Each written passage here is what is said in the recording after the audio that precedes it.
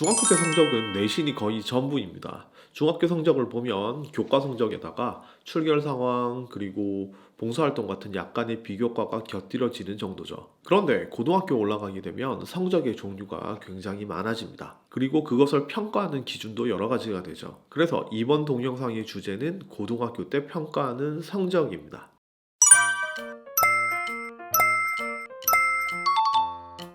먼저 요약 정리부터 해드리겠습니다. 고등학교에서 평가하는 성적은 내신, 수능, 논술, 학생부, 구술, 면접력, 실기, 특기 이 녀석들을 정량평가와 정성평가를 섞어서 합니다. 내신 하나가 거의 전부인 중학교에 비해서 고등학교는 이렇게 6가지로 평가를 합니다. 내신과 수능은 이해가 가는데 이 6가지?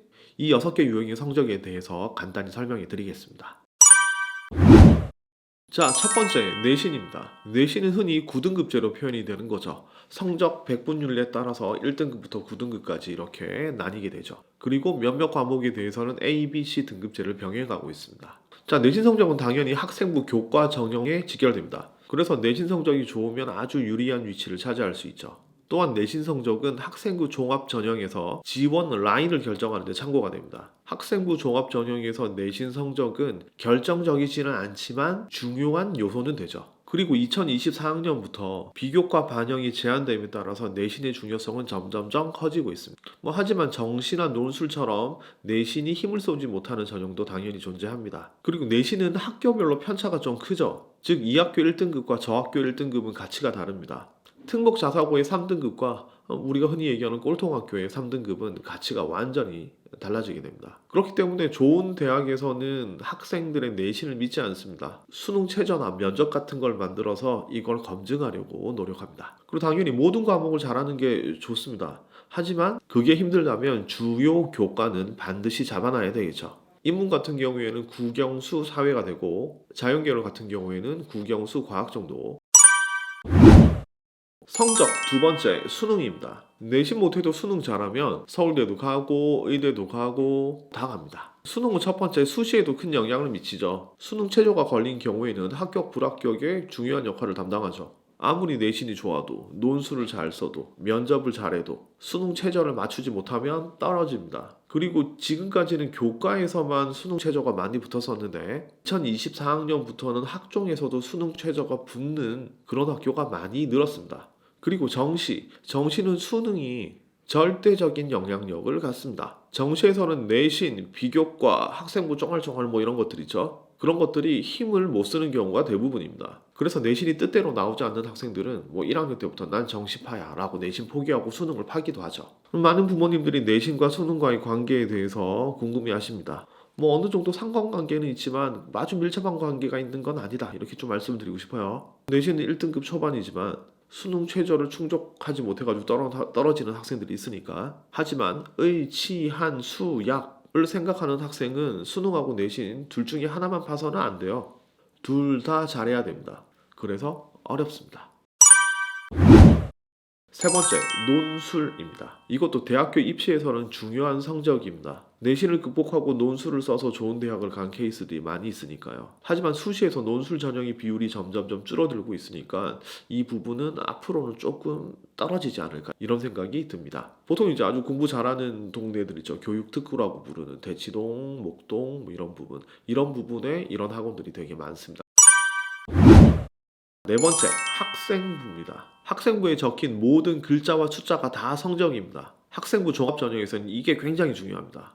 학생부 종합전형에서는 학생부에 쓰인 숫자와 세특을 보고 그 의미를 해석해서 학생을 판단합니다. 세특이 어떻게 적혀 있냐에 따라서 대학교 라인이 결정되고 합격 불합격이 결정되죠. 대학에서는 학생부를 읽고 평가하죠. 그런데 학생부의 많은 부분이 점수로 수치화되어 있지는 않거든요. 그래서 대학교에서는 학생부를 정성평가를 합니다. 숫자로 평가하는 게 아니라 정성적으로 평가를 하죠. 그래서 이 부분에 대해서 공정성에 대해서 의문이 제기되기도 합니다. 수능 공부는 전혀 하지 않고 학생부만 신경 쓰는 학교들도 꽤 있습니다. 반대로 학생부는 신경 안 쓰고 수능만 열심히 하는 학교도 있듯이요. 상상하기 어려우신 분들도 많겠지만 수능 치겠다고 접수해 놓고 안 오는 비율이 한 15% 정도 됩니다. 교육특구에서 나는 정시파가 많은 것처럼 어떤 지역들에서는 학생부를 중시하는 학교들도 많이 있습니다.